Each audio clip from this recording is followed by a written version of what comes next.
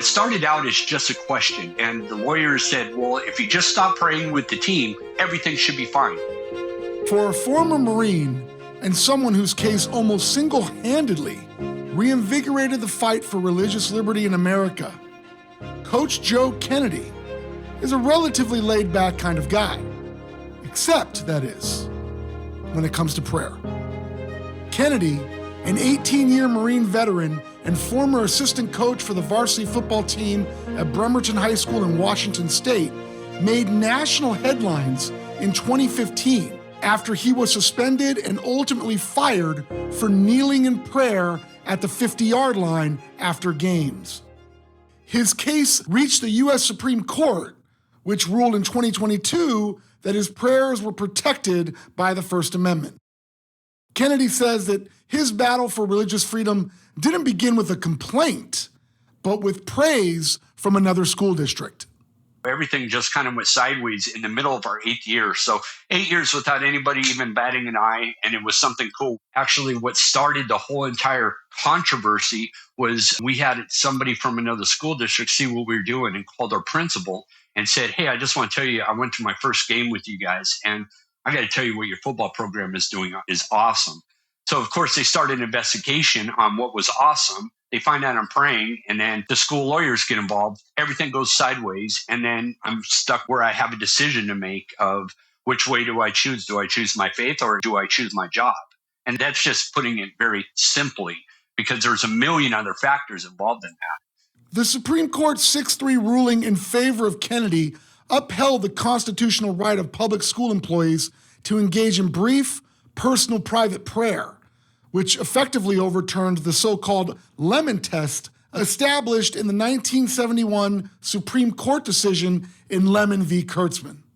The Lemon Test permitted the government to be involved in religion only if it served a secular purpose, did not inhibit or advance religion, and did not result in excessive entanglement of church and state. But while Kennedy v. Bremerton will likely be considered a landmark religious liberty case for decades to come, the ruling nevertheless still begs the question, who exactly is religious liberty for? When Thomas Jefferson was elected president in 1800, Baptists across America celebrated the victory. Despite not being himself an Orthodox Christian, Jefferson was a strong advocate for religious liberty nonetheless. In celebration of his victory, the women of a Baptist church in Cheshire, Massachusetts, where Baptists were facing persecution at the time, created a massive gift for him, a giant block of cheese. Things have changed quite a bit since the days of Jefferson's, quote, mammoth cheese, even in ways the founding fathers may have never even envisioned. Roughly 63% of Americans now identify as Christians, down from around 90% from as recently as the early 1990s, according to a 2022 Pew survey. That steep decline in Christianity is perhaps felt most deeply in states like California, where Pastor Samuel Rodriguez says the government isn't just hostile, it's overtly anti-Christian. My religious liberty is constantly under assault. I live in Sacramento. The legislative body in Sacramento is cuckoo for Cocoa Puff. They have an anti-Christian worldview. It's very secular totalitarian in their worldview. They can't stand the fact that we have a Judeo-Christian worldview. But it's not just California. A 2024 Pew survey found governments harassed religious groups in 183 countries worldwide, up from 178 countries in 2020, the largest number that Pew has found since it began its religious freedom surveys. In fact, none other than Supreme Court Justice Samuel Alito is among those who are sounding the alarm on religious liberty in America.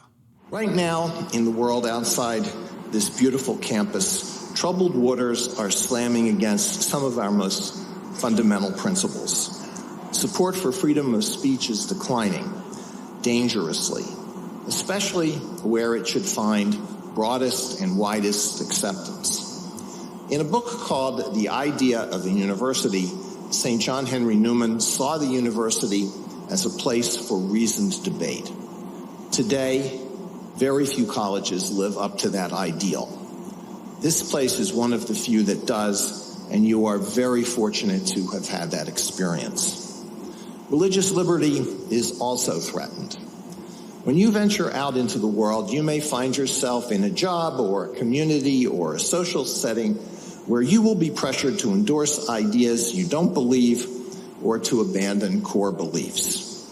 It will be up to you to stand firm. Anglican deacon Calvin Robinson, who has recently fled England for America, says Christianity is the, quote, most persecuted religion all around the world. Christianity is the most persecuted religion all around the world.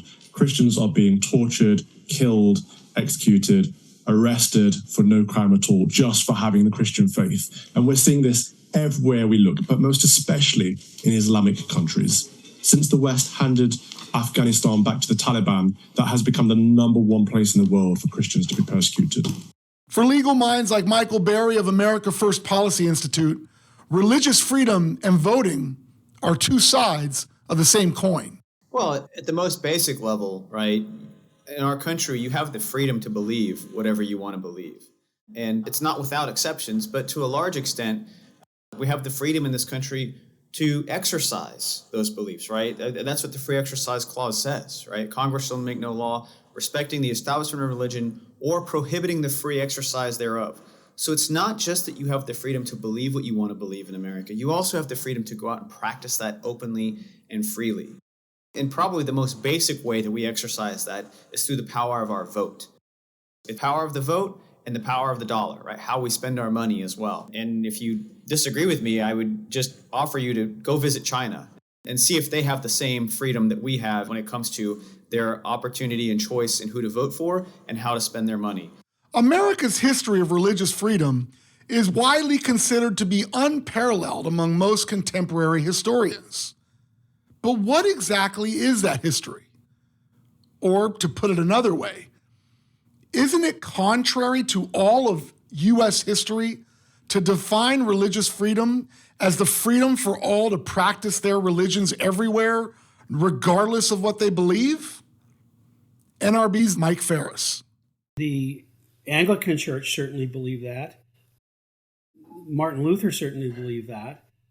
But the people that brought us the First Amendment did not believe that.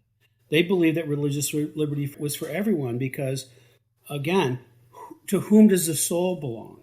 It belongs to God, not the government. So if the government can dictate Baptist theology to everybody, it could, well, turn around and dictate Catholic theology to everybody. And that's not religious liberty. Americans have had enough of supporting companies that don't share our values. Tired of compromise? Switch to Patriot Mobile, America's only Christian conservative wireless provider. They offer dependable nationwide wireless coverage, giving you the same coverage you're used to while defending biblical values. Just go to patriotmobile.com/Christian Post or call 817-286-4773. Get free activation with offer code Christian Post. patriotmobile.com/Christian Post or call 817-286-4773. One of the arguments Christian conservatives tend to make against this contemporary notion of religious liberty is that if the founding fathers intended for an egalitarian view of religious pluralism, that is, that all belief systems should be recognized as legitimate religions or faith traditions, then at some point, Americans could conceivably recognize Satanism as a legitimate religion. And believe it or not, that has manifested to a certain extent, most notably with the Satanic Temple and its, quote, after-school Satan clubs, which the group has defended as being protected under the First Amendment. So does this development prove the point that Satanism is the inevitable result of egalitarian religious liberty? When I talk about religious freedom in the United States, there's that important qualifier that it must be consistent with the founders' vision. If you disagree with the founders' vision for this nation, the founders were geniuses, and they provided a method to change that vision. If that's what the American people want, there's a way to change the legacy that the founders left us, which is the Constitution of the United States. It has an amendment process. And so change the Constitution, amend the First Amendment, revoke the First Amendment. If you think you have enough votes to do that, I suspect there will never be enough votes to revoke the First Amendment or to change it. After Kennedy v. Bremerton and the Dobbs decision, there is a palpable sense among evangelicals that the U.S. is experiencing a revival of sorts when it comes to religious freedom. But that doesn't mean there aren't any potential threats on the horizon. For Mike Ferris, that threat doesn't come from government, but from big tech. I think the biggest threat to religious freedom and freedom of all kinds in this country is actually corporate America. The Amazons, the Googles, the Apples, Meta, Facebook, all these people, and big companies. Banks are trying to debank people that they don't agree with. In fact, they are debanking people. Insurance companies are turning away people. Corporate America has become the henchman of the woke agenda, and they've been cooperating. In fact, I filed a brief in the Supreme Court on the case where the White House was meeting with social media giants on a regular basis, saying, suppress this message, suppress this speaker, kick this guy off. And the Fifth Circuit went way down the road in the right direction on that by saying some of these agencies went too far. My contention in my brief was all of them went too far, because the correct amount of times that the government can legitimately say to a publisher, don't publish this other guy's statement, is zero. We're talking about protected speech, of course. If somebody's going to publish military secrets, that's a different story. That's a different category of case altogether. But just because we disagree with your philosophy, the number of times they can do that is none. And yet they were doing it on a regular basis. They were cooperating together. And the big companies can get away with stuff because technically the First Amendment doesn't apply to them because they're not the government. Now, when they're working hand in hand with the government, they become the government's partner, and then the First Amendment should apply to them. I think that combination of big media, big business, corporate America, and certain elements of our government is the most dangerous cabal that we can imagine. Ferris says we saw a glimpse of this authoritarianism under the COVID regime, which saw churches shut down and deprived of their First Amendment right to assemble peaceably in some U.S. states. COVID's legacy for religious freedom and freedom of a lot of other kinds as well is very disturbing, because the government got away with a lot of stuff.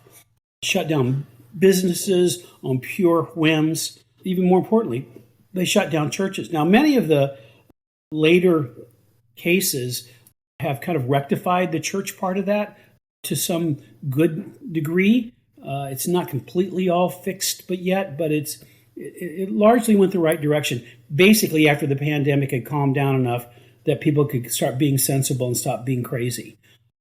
But the idea that this kind of government excuse for emergencies justify violating the Constitution, that got into the DNA of certain elements of the country, and that's a dangerous element that's going to be going forward.